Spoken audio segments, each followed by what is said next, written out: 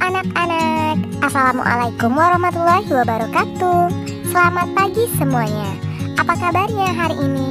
Nah, masih semangat ya kita belajarnya hari ini? Sebelum belajar, marilah kita bersama-sama berdoa. Berdoa menurut agama dan kepercayaan masing-masing. Berdoa dimulai.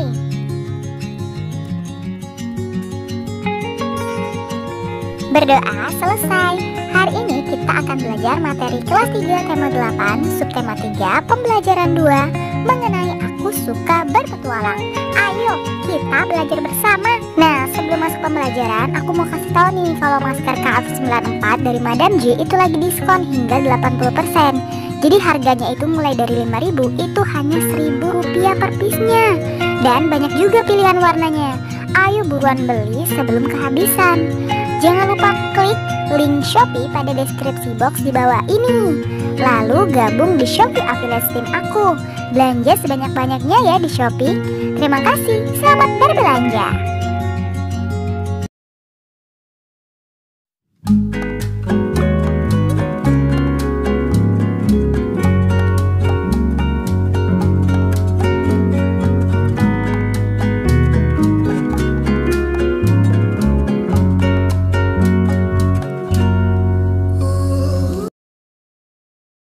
Adapun tujuan pembelajaran kita hari ini yaitu yang pertama, mengetahui sikap yang sesuai sila Pancasila, yang kedua, mengetahui rambu-rambu lalu lintas, dan yang ketiga, melakukan permainan galasin bersama teman-teman. Nah, hari ini kita masuk pada pembelajaran kedua. Ayo membaca. Sebelumnya silakan kalian perhatikan gambar berikut ini dengan seksama. Apa yang kalian lihat? Iya, beragam kebudayaan Indonesia. Mari kita mengenal budaya Indonesia. Indonesia adalah negara yang kaya akan budaya. Ada berbagai macam suku dan agama di Indonesia. Masyarakat memiliki kebiasaan dan budaya yang sangat beragam. Bertualang untuk mengenal budaya Indonesia merupakan tanda cinta tanah air. Bertualang untuk mengenal keindahan juga merupakan kegiatan yang menyenangkan. Keragaman budaya dipengaruhi oleh letak wilayah Indonesia. Indonesia negeri yang sangat luas dan kaya. Indonesia yang luas terdiri atas lautan dan daratan. Indonesia juga memiliki pantai dan pegunungan yang sangat indah. Kebiasaan masyarakat di pegunungan berbeda dengan masyarakat di pesisir pantai. Nah, meskipun berbeda-beda, bangsa Indonesia tetap hidup rukun. Semua bekerja sama menjaga Indonesia. Hal ini sesuai dengan semboyan Indonesia yaitu Bhinneka Tunggal Ika. Semboyan tersebut terdapat pada lambang negara Garuda Pancasila. Semboyan tersebut tertulis pada pita yang dicengkram burung Garuda. Keberagaman harus disyukuri sebagai rahmat dari Tuhan. Menerima dan menghormati perbedaan termasuk sikap yang disukai Tuhan. Sekarang coba kalian perhatikan contoh perilaku berikut ini. Yang pertama, Udin beragama Islam, Edo beragama Kristen Protestan. Udin dan Edo tetap rukun berteman. Udin dan Edo menerima dan menghormati perbedaan. Siti berasal dari suku Minang, Dayu berasal dari suku Bali. Siti dan Dayu tetap rukun berteman. Siti dan Dayu menerima dan menghormati perbedaan. Lalu yang ketiga ada Beni dan Lani yang memiliki pendapat yang berbeda saat berdiskusi. Beni dan Lani tetap rukun berteman. Beni dan Lani menerima dan menghormati perbedaan.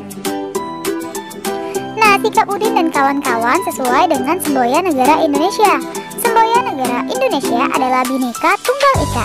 Bhinneka artinya berbeda-beda. Tunggal artinya satu.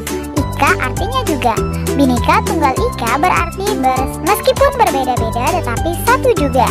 Nah, meskipun memiliki banyak suku bangsa dan agama, tetapi semua tetap satu. Indonesia. Sekarang ayo berlatih. Berilah tanda centang untuk contoh sikap menghormati perbedaan. Dan berilah tanda silang untuk contoh sikap yang tidak menghormati perbedaan. Sikap yang pertama, bermain dengan semua teman, menghormati perbedaan. Menolak pendapat orang lain, tidak menghormati perbedaan. Memanggil teman dengan sebutan yang tidak baik, tidak juga ya. Memberi kesempatan teman untuk beribadah. Iya, kita beri tanda centang. Tidak memaksa teman yang takut bermain sepeda. Kita beri tanda centang juga. Ada banyak contoh pelaksanaan semboyan Bhinneka Tunggal Ika. Coba kalian jelaskan salah satu contoh yang pernah kamu temui.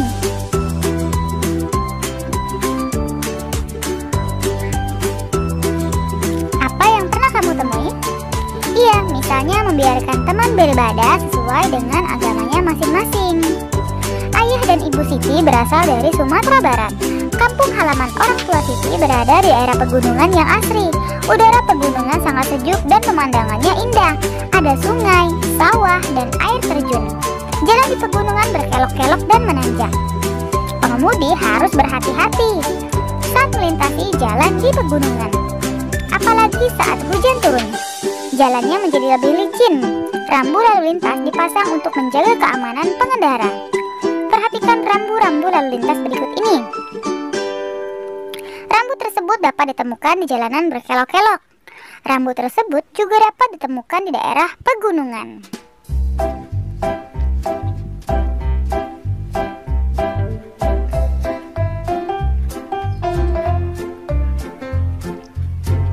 Sekarang ayo berlatih. Pasangkan simbol rambu-rambu lalu lintas berikut ini dengan artinya.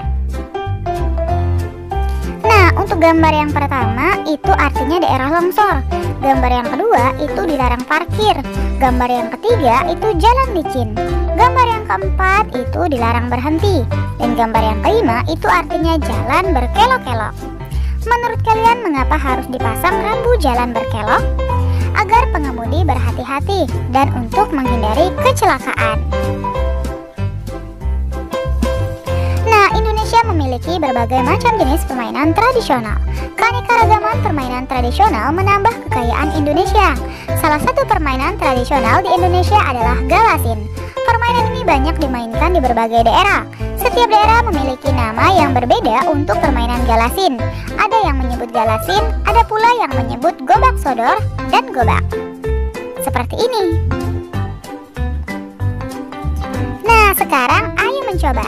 Cobalah bermain galasin bersama teman-temanmu. Cobalah berlatih melewati penjaga sampai berhasil. Ikuti petunjuk berikut ini. Buatlah garis-garis penjagaan menggunakan kapur tulis.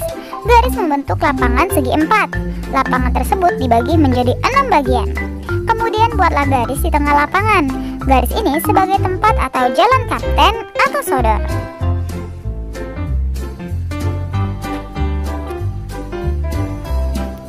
Kemudian buatlah 2 tim. Masing-masing tim terdiri atas 3 sampai 5 pemain. Satu tim akan menjadi tim jaga dan tim lainnya akan menjadi tim lawan. Penentuan tim dapat dilakukan dengan pengundian. Anggota tim yang mendapat giliran jaga akan menjaga lapangan.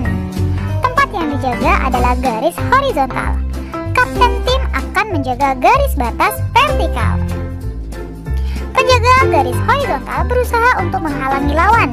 Penjaga garis horizontal dapat bergerak ke kanan dan ke kiri.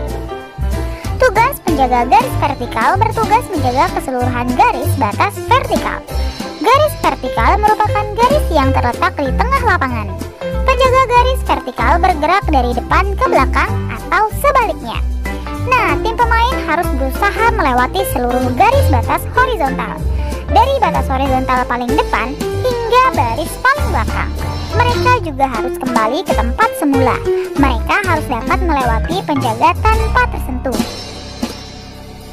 Permainan ini sangat mengasyikkan untuk dimainkan. Perlu kelincahan agar dapat melewati para penjaga. Untuk memenangkan permainan ini sangatlah sulit. Perlu kerjasama yang baik antar pemain. Kerjasama yang baik akan membantu keberhasilan dalam memenangkan permainan. Saling memberi pendapat dalam permainan merupakan bagian dari kerjasama. Saling menghargai dalam permainan juga bagian dari kerjasama. Menerima dan menghargai berbagai sifat teman merupakan sikap menerima perbedaan. Sikap tersebut sudah sesuai dengan semboyan negara Indonesia, yaitu Bhinneka Tunggal Ika. Untuk kegiatan bersama orang tua mengenalkan berbagai perbedaan dan cara menyikapi perbedaan yang ada di lingkungan rumah.